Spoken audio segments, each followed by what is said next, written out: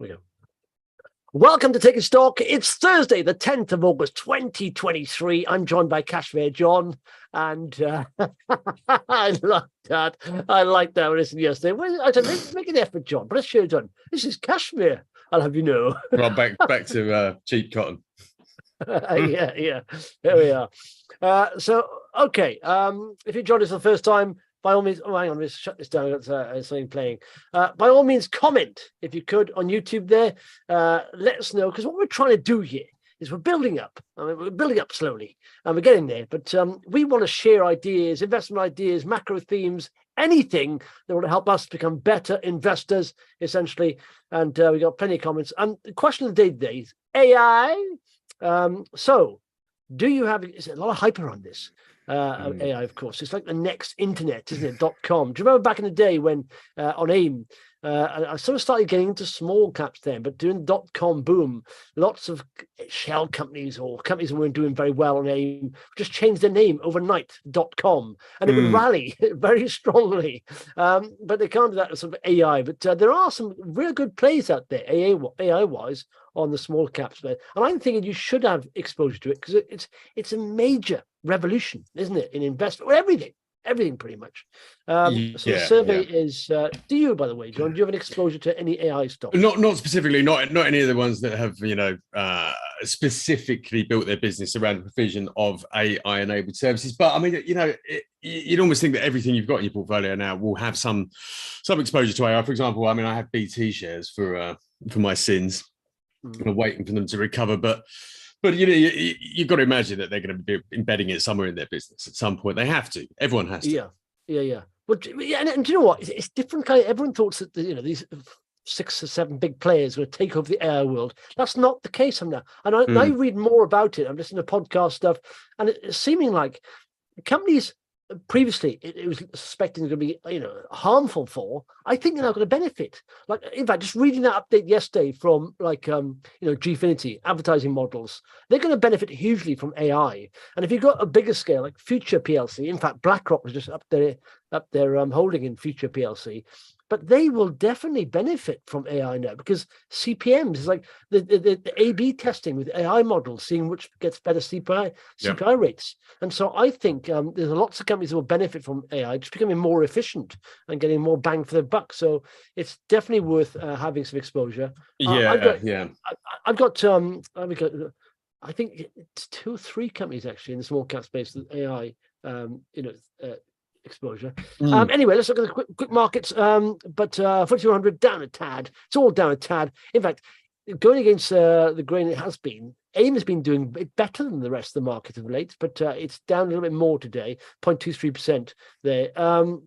Okay, and the survey here is pretty much. I can't believe that over 50% of people don't have exposure to AI. I suppose you may do. It may do it to a certain extent, but who knows there? But anyway, there are a lot of companies out there that are using it really well, I certainly have considered a few of Intelligent Ultrasound. I think is great. There's a bit of news out this morning actually that the government is going to be providing some funding to the NHS to promote the use of AI. So you want companies that are in those sort of sweet spots. I think healthcare and AI there's a massive overlap there. We've seen it with Poolbeg, using AI to really advance drug development programs. HVO has benefited from those sort of AI analysis of the human challenge models that it produces. And we spoke about LungLife earlier this week. That's all of these things. Very AI is a game changer for healthcare, I think. Yeah, but do you know what? I've just spoke to Vadim Alexander, head of healthcare SB Angel, and he was talking about Spectral MD. Now, this is the company I tried to invest in when they listed. I like them so much. They're funded pretty much by the government BARDA, and they've got lots of revenue coming in. But they do burns, and they look at the technology looks at burns. If you have a situation where there's a terrorist attack or war zone, then they can analyze burns and can give a very highly predictive outlook or analysis on how to treat that burn. So sometimes, for example, physicians will treat a burn and it won't take. It'd be a waste of time, waste of money. And so their model is based on AI. It takes sort of images of a burn. But they've been taken out by a SPAC on the NASDAQ, and the price is £1.01 a share. Now, currently, let's have a look where SMN, and I tried to buy them over a year back, and I couldn't get. Barclays didn't do them. My stockbroker didn't do them, which is annoying. Barclays didn't do anything listed in the US, and so right now they're 48 pence. Their takeout is £1.01. It's odd. So, and it's a very good company as well. So I think the 18th of August is the date they mentioned today on the RNS. But check it out. I mean, not just the arbitrage here, but a potential doubling here of the share price. But I don't know what happens if you do buy them and then they become Nasdaq listed shares. How does that work then? And I did ask Vadim this, and he didn't seem to know. He said, "Well, most complicated. Will hold Nasdaq shares now. Will trade Nasdaq shares." Actually, one of our listeners asked us to have a look at this, and what I would say is that actually I would go to that thread. We should put it in the show notes afterwards. But he's looked at this situation in great detail, and probably your answers are in there. But it is a complicated one. But if you can't buy the shares, then you can't buy the shares. Yeah. I think, to be honest, most platforms do them, but Barclays don't. Mine so it's a problem. It's useful. But I think it's a very odd. And this company, literally, the share price is hammering because they had Reg S on them. That means they couldn't be traded in the UK after they're listed for a year. And so you saw this company here going down from 61 pence to pretty much 27 pence. And now people sort of caught onto the story. And they announced this deal. In fact, when was it? On the 11th of April. If you go to the 11th of April, you'll see what the announcement was. A business combination agreement. This is with Rosecliff. And like I said, the awarded 125 million. But essentially, they did say it values the company about 170 million, which is around about £1.01 a share on the Nasdaq equivalent. So literally, it's a good arbitrage deal there. So I've got the thread. It's at lib_capital. Worth a look at that thread. Okay, all right. See some of the sort of what's going on behind the scenes of this shift to the Nasdaq. Just quickly on the comments, we will catch up on your comments. If you put comments down there, we'll try and catch up on them. But we talked about diversification yesterday. Investomatic says he has 12% of his iShares in MSCI World. Also, Informer says, why didn't John join in with the Destiny Pharma? Does he not like multi-baggers? He likes cashmere, okay? Drew, MG Gleason is another UK house builder that has good future prospects. It wasn't Persimmon came out today, didn't they? In fact, one of the rivals today. Yeah. And in fact, look, I just want to look at their results here because if you look at it, it's quite telling because they're up today, right? But only just. If you look at their final results, right? Look at this. So you got that's down about, the revenue's down about 30. I did do the maths previously. I'm not this good in my head. 36% top line. But if you look at profit before tax, it's down about 65%. Well, the build cost inflation has been huge. Actually, what they're doing is taking a lot of cost out of the business. So they've been reducing headcount and they've been attempting to secure sort of cheaper supplies of building materials. There's again, I talked about this the other day, but house builders are in sort of battening down the hatches mode. Yeah. These numbers are not pretty, and they don't bode well. The only thing that in those numbers that's sort of generally positive is the fact that they're getting a higher selling price for their houses. Look at that. How uncanny is that? So I said, right, if you do the maths on the profit before tax or after tax, 65% down, share price to date, down 65 pence. 65%, I mean. Exactly the same as their profits. So it's sort of priced in, I suppose, isn't it? If it doesn't get any worse, Well, I mean, the share price reaction today would, to what are a truly horrific set of figures suggests, and I hate to agree with you on the use of the word priced in, but that it's priced in. But what's priced in is that this is the level at which the housing market has settled. What isn't priced in is if there is another turn for the worse. And that's anyone's guess. Economic forecasting. Good luck. Yeah, exactly. Well, I read a great quote on that. That was J.K. Galbraith, the Canadian economist, said that the only reason for economic forecasting is to make astrology look respectable. Yeah. Well, do you know what? It is very hard, and that's why it's worth keeping an eye on the macro. And like I said, if you get to, in fact, a typical example is that your ADF shares there, good company, and then you realise, hang on, there's a strike going on, then maybe have a read across. But that's why I look at sort of Persimmon and all the house builders' results to see how the housing market is. But again, ADF, in movies, they supply catering and all that, and all these sort of fancy trucks for actors, and of course, good company. And then the strike happens in America, and you realise, in fact, it may take a bit of a knock, but I mean, you can't predict. Macro's hard to predict. Some of it is. I mean, that the writers' strike and the fact that the Screen Actors Guild joined in was something of a black swan. But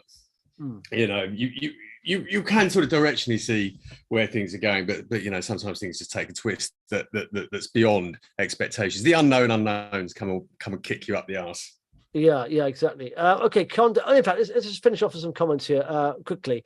Ended Gleason is Drew. Not sure what's going on with Polarian. Would have thought they'd been having more success monetizing their product. Me too. I don't understand that at all. Maybe it's a big capital spend at the moment. Someone said that. It's sort of, don't know why I'm saying that. Alistair, who's of course a big Ondo holder, I did get a bit aggressive, I thought. And I said, if you get aggressive about a stock sometimes, you're probably overexposed because you don't want to, you're scared of being knocked. And he criticised us a couple of days back for our data feeds. And he said, perhaps you should use more than one data source. We do. I use Vox. I'll use TradingView. John uses, what do you use? SharePad. SharePad. So we use 3. And out of those 3, it's only Vox that had the market cap of the company and any financials on it. Alistair does suggest we go to the reporting accounts. Obviously, the obvious problem with that is when you're scanning a lot of companies, you need all the information in one place. I have actually gone and looked at the reporting accounts of Ondo, and as I say, for those 18 months, 2.4 million in revenues, and all the KPIs look nice. What I really would like to see, and I say this again, is the path to profitability, because in those 18 months, Ondo lost. Where was it? 4.6 million, I think, pre-tax profit, pre-tax loss, but 4.6, I think it lost. Yeah, but Alistair, listen, I like the company. I keep saying this all the time. What annoyed me was when you go to their page and their financial results, there was nothing. Literally, they were the highlights, and normally that's not how it's done. And normally you put your financial reports in there. Most companies put the financial reports in there, and all they did is the highlights package, and I had to go in this link here and search around the website for the results. 6.2 million loss before tax for the year to 31st of March. So I mean, okay. I'm looking at I was looking at the cash flow statement, so that's 4.6, I think it was. But cash is more important than reported profits. Yeah. So what annoyed me is there's no negative in here at all. It doesn't reflect the business. There's no loss. There's no cash burn. It's all positive. And they had to go. That's what annoyed me. That's fine. I like the company. The growth is very good. If you're looking at small cap companies, growth is what you want. It's very good indeed.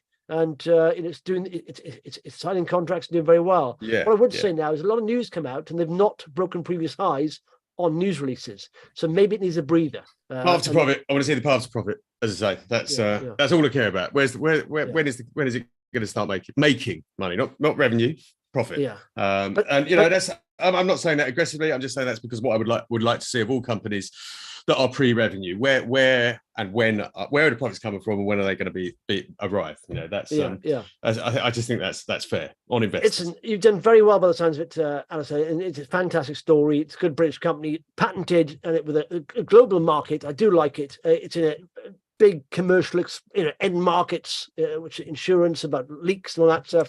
And so I do like it a lot. It's risen very quickly. There's obviously a couple of things that I have issues with. That's all. And that's just show us. Warts and all, your final results in the final results announcement. It would help. Warts and all, that's what we want. Yeah, exactly. Because you're going to be making a loss when you're expanding that quickly. It's accepted. Just before we move on, Justin, we just spoke briefly about housing. We did have a request via Twitter to look at Hargreaves Services, which had a trading update out this week. Now, Hargreaves Services, it's a very interesting business. It does all sorts of industrial services.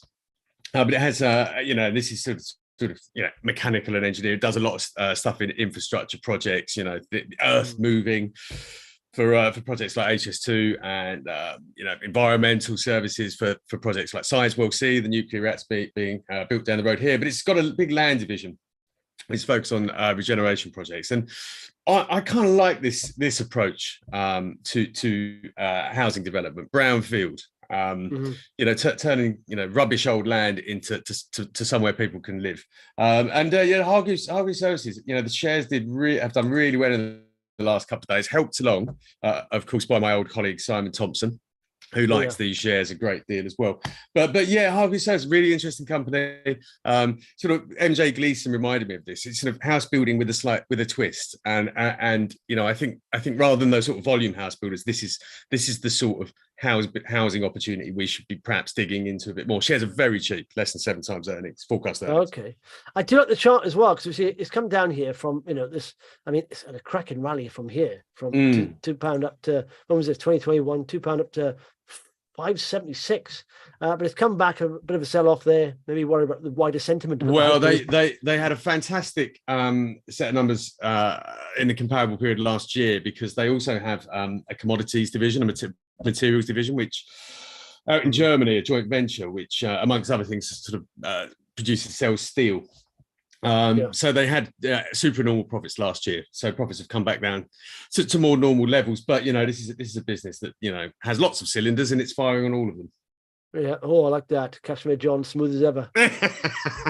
What I like about the chart here, I mean, I always look at the 50-day moving average break, a break of that, and then a previous break of a previous high. So that's the 50-day moving average. It broke it here, and then you want a previous high because it didn't quite break it there. It did there on December 22, and it's in a bit of a range here, and then it's broken above that range there, and just come back in. We're back up there, so that's nice there. I like my boxes here. Yeah, so I like that. Okay, so it'd be nice to know if it broke above that sort of their level, but yeah, cool. All right, let's have a look at the front page of Vox here. MusicMagpie. It's one of these businesses that I've never been convinced about. They've got revenue. It's a bit of debt there, I think, wasn't it? And it was talked about on Twitter a little bit for a while, but I didn't feel like it had any. Look at that, it's come down. So MusicMagpie is what do they do now? Everything. Phones. Whoa, yeah. I first send the saw this CDs company back. I was buying secondhand CDs from them. Yeah, I sold some second. I probably sold them to you, John. What did you buy? I can't remember. Lord knows. But yeah, so it was Amazon. I mean, I think it must have been through Amazon. It was an Amazon reseller, I think, for years, and now it's a big business in its own right. But yeah, sort of buying and selling secondhand goods, all sorts of stuff, electronics. And what they've done today is basically, when you want to get rid of your old phone, you stick it in one of their kiosks that they're establishing sort of in various places. Today, where are they? So Trafford Centre, Asda, that sort of place. So you drop off your phone, get some cash, and then they do it up and resell it. So I kind of like it. I'm all for, reuse. Let's not stick stuff in landfill. Let's not, let perfectly good products go to waste. So that I like that. It's a nice ESG angle to this, environmental angle. But yeah, is it making any money? Is that why they go for Magpie? Because magpies pick up stuff and go to the back of their nest. And I guess so. Yeah, I suppose. I guess so. So a group revenues of 61.9 million. Now there are 18 million market cap. Now when you ever see that, you got to think they're either making a big loss or they got some debt. So they're only 18 million market cap. That's half year revenues. They were half years. Half year, yeah. So double that. 150. It did in 2022. So essentially, when you look at it, you think, wow, that's very undervalued. But you've got a net debt of 13.6 million, so they are in debt, and are they making a loss as well? So yes, they're making a sort of operating loss. Yeah, the profits really bounce around. It's really hard. Yeah. There doesn't seem to be much stability and consistency there. Yeah. So current liabilities. So literally, they have total liabilities of 29 million. So the balance sheet is a bit wafer thin. So don't be flattered by top line sort of massiveness of revenue when they're making a loss, they got debt. So that's why I didn't think it was that sustainable. But selling secondhand stuff. I mean, scale helps. There's a lot of people out there doing this. Lots and lots of people out there doing this. Very competitive. Yeah. Operating loss there. Look, 2.4. So I don't know if I showed that, but 29 million of total liabilities on the balance sheet. Okay, let's go back to the front page. MusicMagpie. I did talk about with Vadim Alexander, Spectral MD, covered that, worth listening to, because he's been talking about that for a long time. And in fact, that's why I tried to buy them over a year ago. I couldn't. But LungLife AI as well, also worth a look into AI. Say lung cancer, the biggest killer of all cancers. And they've got a test that is 89% accurate, predictive on early stage cancers. Now, the problem with cancer is 80% are diagnosed late stage, and once they're diagnosed late stage, it's too late. It's pretty much you can't do much with it. All you can do is manage it. So this test is amazing. They're only 15 million market cap, and the market size is huge. Cizzle also. I don't know much about Cizzle. I know they're in sort of cancer stage, so it's small cap, but it's tech. It's biotech with a sort of similar target that LungLife has. So it's basically trying to develop a non-invasive and significantly more accurate test for lung cancer. So LungLife is doing it through AI. These guys are doing it through a blood test. But they've identified a specific marker. LungLife does as well. So it's a blood draw. Blood test. Okay. That's used in conjunction with AI, because that's how they can map out the CTC cells, they're called, and they use AI models to map them out. So it sounds like they're doing very similar things. Yeah. I mean, I would observe that LungLife appears to be further down the route to commercialization. What I was really, Cizzle. I mean, it's interesting. This is it's university research. This is a business founded by I think it's Yorkshire Cancer Research and the scientists behind it. And it looks really interesting. It obviously works. What I'd like to now see is, okay, what's the path to commercial revenues? Yeah. In fact, you know what? LungLife, if you look at the background, it's from Mount Sinai. If you look at their board of directors, all the shareholders, it's stacked with all very well respected micro caps of investors, and I think that's why it's quite volatile at the start and less lack of liquidity, because there's not much free float around, because it literally is hell. One thing I would say that Cizzle, I know about Cizzle. If you actually look at its numbers, not spending a huge amount of money. So I think they licensed it out, didn't they? They tech to China or somewhere. That's right. But the cash burn seems very, very manageable. But then equally, they need it to be, because they haven't got a lot of cash. Yeah, they raised 350 grand, which is I think LungLife had about 5 million. I think. It does spike though. It's one for spike. It likes a spike. Look at that, from 1.5 to 4.5. Wow. Yeah, so there's a lot of hype in there. It's good. I mean, it's a bit, this technology could really be good. Really, again, point-of-care diagnostics, early stage detection of various diseases is where we want to be. So these kind of things are exactly where the healthcare system should be going. So three cheers for their research. Now let's see how they turn it into cash. Yeah, Frank says, let's big up Cizzle. Okay, just big up Cizzle. Frank, write in the section there, comment there why you like it, why you think it's a game changer. Let us know, Frank. AI investor. I have Wisdom Tree AI ETF. Adobe will be big into AI. iShares EV driving tech ETF. Lots of AI players in that space. Yeah, there is a robot. If you go on BlackRock, there's loads of sort of AI robot ETFs, autonomous ETFs, all that stuff. I prefer to look at individual companies that really. It's a good, but I think those collective vehicles are a good way to play it. Because they're giving you access to the AI opportunity from all around the world. And obviously the US market is stuffed to the gills with companies doing this sort of stuff. Even more so than the UK.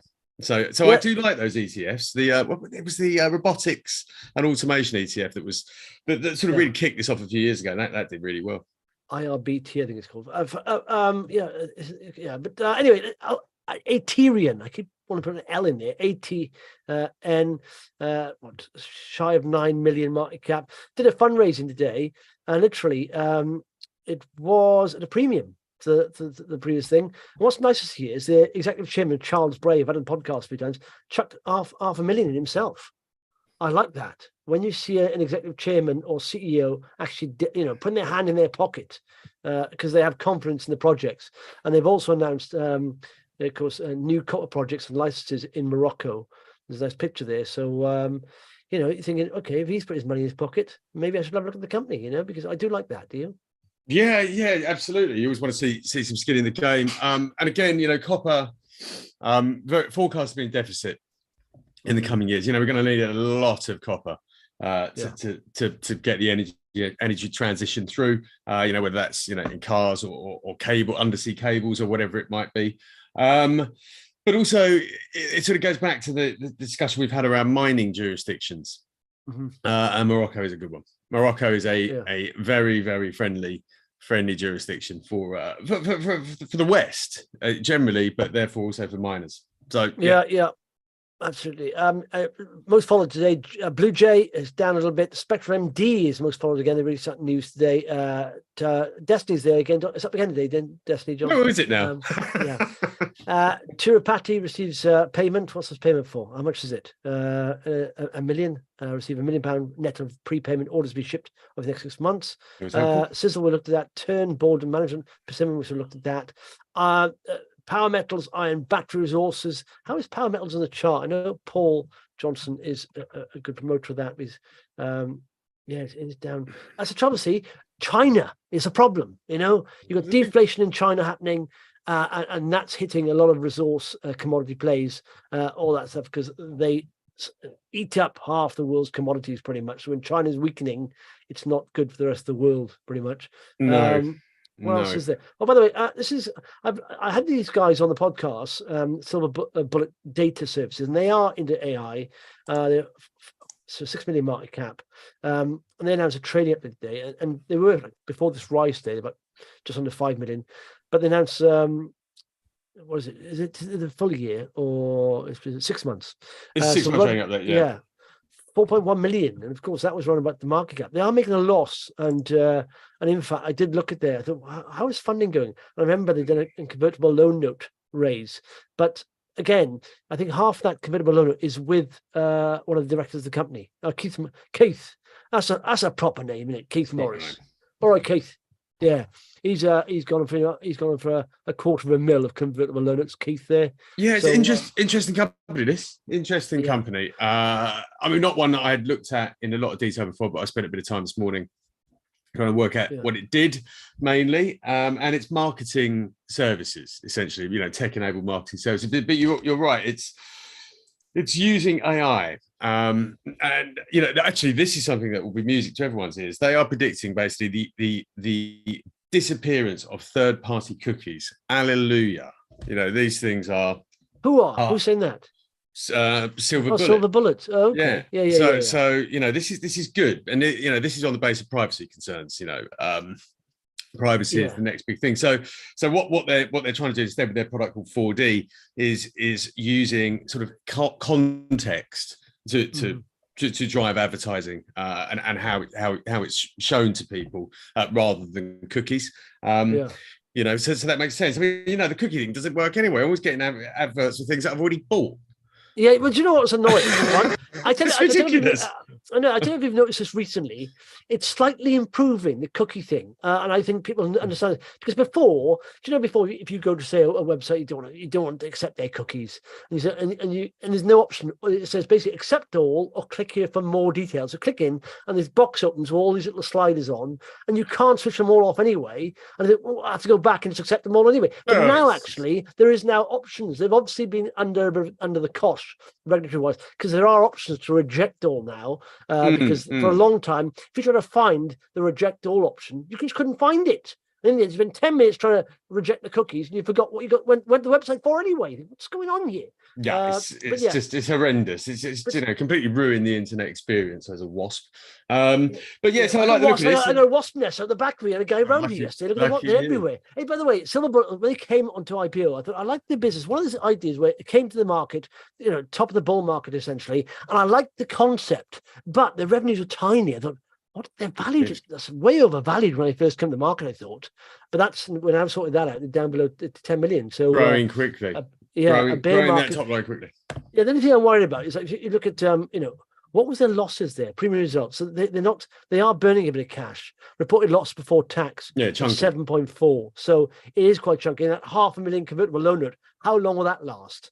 So I do like this, but I'm concerned about the finances there. So they have said they've reduced their losses considerably, but even if you considerably reduce them from 7.5 million, you're still left with, I don't know how they can't have chopped that in half. Maybe they have, but even then they need more cash to cover that. Yeah, so, nice client base though. Really nice client base. Big sort of global FMCG, fast moving consumer goods groups. Really quite. What losses? Losses are quite good. UFO did a fundraise. Alien Metals, they tapped a different galaxy for that, but that was a bit of a discount. In fact, Entech is down after yesterday, but it rose nicely yesterday. Come back a bit. I've noticed that with a few things today. Noticed that with a few reversals from very strong days yesterday. The thing that strikes me as very strange. I'm looking across, I basically make a list of all the companies I want to talk about. But on the AI theme, we've got Windward, which I like, which does sort of maritime domain awareness and AI to support sort of compliance with sanctions for shipping. Streaks AI. Which had that contract with WeShop to use AI to help influencers promote products. And what was the other one I was looking at today? LungLife AI. And they're all down. They're all down quite heavily. LungLife is not, is it? Let's have a look. I thought LungLife was up today. 6.5%. I'll make it down. All right. Well, I'm showing that 10% up. Crikey. So there we are. Data again. Let's not talk about that. To be honest, I think it's up there. I think I'm 1% from close. But yeah, so yeah, it's no. I thought it was strange. I wondered if there was something going on in the world of AI, some regulatory thing, but nothing to see here. Okay, quick macro. Is any chat there? Quick macro stuff here is where is the news here? I've lost it. Okay, so 3 bits here I find quite interesting, right? First and foremost, house prices are falling. We know that. RICS have come out to roll into your chartered surveyors say today the gauge has fallen to the lowest since 2009. It's a 15-year high. Apparently rents are going up, but yeah, so minus 53 their gauge, which is from minus 48 in June. So we're seeing this, and we are getting a lot of now historical figures coming out that chime with the 2008-2009 financial crash. I think pretty honest, we had the crash anyway. It doesn't matter, but that's because of interest rates. But also below that, what's quite interesting is this bit of news as well, which I saw from City AM. Brokers predict mortgage price war as lenders, including HSBC Nationwide, cut rates again. So obviously they're looking forward into the mixed rate, how interest rates will be coming down. And if you've got a mortgage 3 to 5 years, of course, then the interest rate will go a lot lower in a few years' time. So it's a blend of that. So that's quite interesting. That may help the housing market a little bit if you do have these, people warring over things. And I don't know if you saw any macro points, John, but have you booked any holidays this year? Apparently people are booking late minute holidays abroad because we've been washed out. But the market, it's on the turn, isn't it? And it's getting better, the weather, I think, now.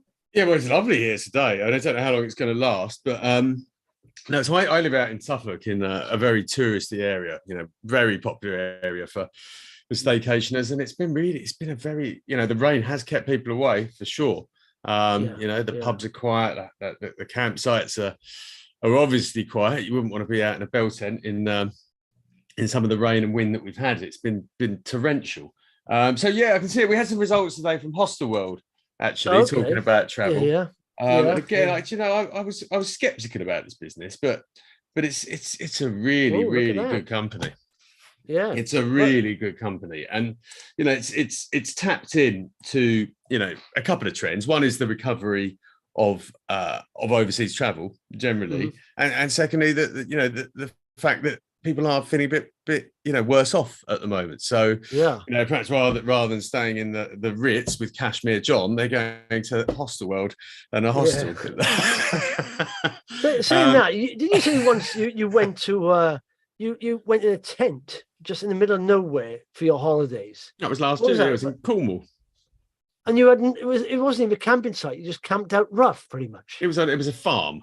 Was it? And Yeah. but it was at the time we had the heat wave, wasn't it? It was I boiling. can't think of anything worse than that. It was amazing. It was amazing. You're just sweating. During tents, you go to bed in the night, you freeze your backside off, and you wake up in the morning in the heat wave, you're sweating like a maniac. You go from one extreme to the other within 10 hours. It's horrible. Yeah, and I also belying my Kashmir lifestyle, I stayed in a YHA youth hostel in Brighton quite recently. Yeah, and they were right. It was just cheap. It's cheap and cheerful. And it's not cheerful. It was cheap and cheerful. I find very often those things don't go hand in hand. Find something cheap and cheerful. When I go on holidays, right, I just want to upgrade my standard of living for a couple of weeks. I don't want to just be that was an upgrade. In a tent. You haven't seen my house. But no, anyway. So going back to Hostelworld and some business news. Good numbers out today. A little bit share price, a little bit soft, but really it's good, growing fast, and let's say tapped into a couple of trends, and I can see profits. I see profits, and that is what I like. One of the ones I did dip into when there's all rumors about the housing market going really well. I bought into sort of on the beach, right? And they literally raised money at exactly the right time, just before around about lockdown, just before lockdown happened or whatever it was, and they had 65 million in cash, no debt. And I thought, they're going to do really well, actually, because everyone after COVID are booking, all the house, all holiday prices have gone up. They came up with the news and they got rid of all the 65 million on marketing, pretty much, advertising, and they take them about 5-6 million in debt. So what? And even the figures weren't that impressive either. They hadn't grown massively. They've done exactly the wrong thing completely. They managed to take on debt and spend. And like I say, the share price reflect that. I got out, took a bit of a loss, and now they're at that level. Look at that support level there. It's a travel agent essentially. Yeah, it's online. It's a travel agent, and they're up against people like EasyJet, which is moving more aggressively into that space. Yeah, full holidays rather than just flights only. TUI, the big boys. Yeah, up their offering to include some. There's more margin on luxury holidays, 4-5 star, and including the lounge and all that. So they had a big advertising campaign over Christmas and that. And I kept hearing them on the radio all the time. So I did a bit of research. They could do well because a lot of people are booking now doing holidays.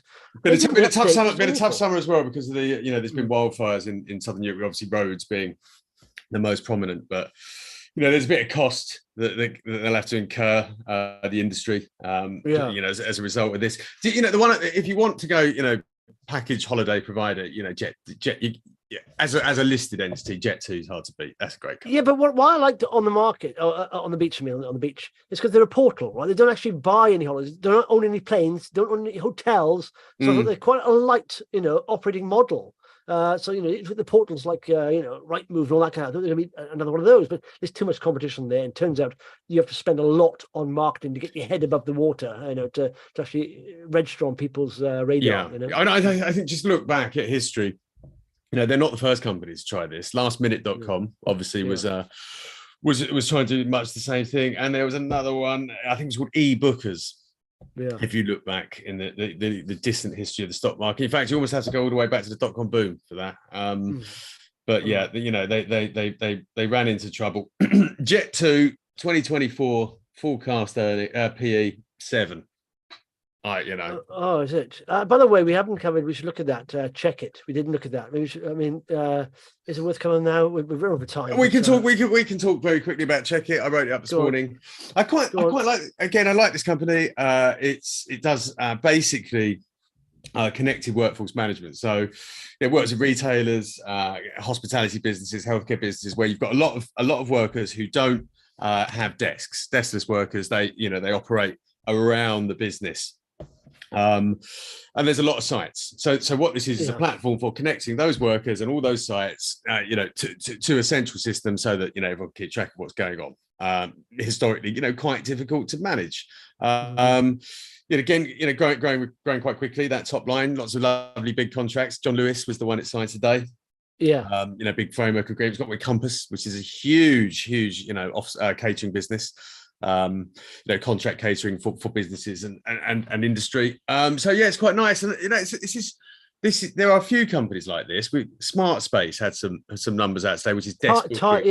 Crimson Tide is a bit of that as well. Crimson Tide is worth looking at in this space as well. This is a nice little niche. Well, Checkit for a while back. They have got some big contracts actually with big companies, but they've deliberately gone for the recurring revenue model. So their top line has gone down, but they've converted a lot of their contracts, I think, if my memory serves, you're right, yeah, onto recurring revenue contracts. So even though you get less, it's more predictable, and the cash flow is there for a longer time. So people like when you're valuing a company, of course. There's a broker forecast here from Singers here. I mean, what annoys me, but what concerns me, I mean, is that they are going to make a loss, forecast loss in 2025. But nevertheless, they have, like I said, they have got like 12 million of cash there, or 13 million of cash. So if you add that up, maybe that's enough to get to profitability. Who knows? I would like to see, when I'm looking at broker focus, I do like to see at least the end column here showing a profit. So they're heading towards profitability. But, I would tend to agree. That profits are a long way off there, but you can sort of see it moving in the right direction. Crimson Tide, incidentally, which is not dissimilar, is a lot closer. Is a lot closer to that level, that break even level. So, perhaps that's the one to go for in the space. They've got profits by 2024. Cool. All right. That's it for Taking Stock. And what day is it? It's Thursday. Last one of the week tomorrow. So take a day off. If you watch this on replay, join us live, join in the comments, hit that subscribe button, and we'll speak tomorrow. Bye-bye, everyone. Bye-bye. See you later.